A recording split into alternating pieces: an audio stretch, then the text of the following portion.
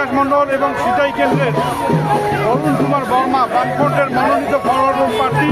আমরা যাচ্ছি মনোনয়নপত্র দাখিল করতে, আমাদের প্রার্থীরা যাচ্ছেন, আমরাও যাচ্ছি।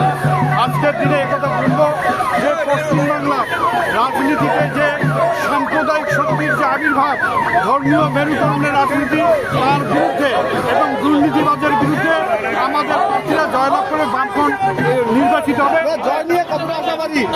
জয় নিয়ে কতটা আশাবাদী? 100%। দুই বিধানসভার প্রার্থীদের নিয়ে এই ঘটা করে আজ মনোনয়ন দাখিল, কি বলবেন? ঘটা করে নমিনেশন দিচ্ছি দিনহাটার মাটিতে।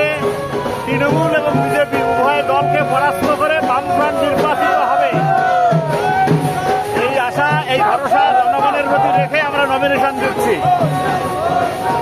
কেননা দেশ সীমাহীন দুর্নীতি এবং সাম্প্রদায়িক শক্তির যে আস্ফলন এবং যেভাবে দিনের পর দিন দুর্ঘটনা ঘটে যাচ্ছে, দাঙ্গা ঘটে যাচ্ছে, পশ্চিমবাংলার মান সম্মান সমস্ত কিছু ধূলিসাৎ, এই অবস্থায় জনগণের প্রতি আমাদের ভরসা যে তৃণমূল এবং বিজেপি উভয় দাঙ্গাকারী দুর্নীতিবাজদের পরাস্ত করে বামফ্রন্টকে নির্বাচিত করবে। এই জন্য আমরা ঘটা করে নমিনেশন দিতে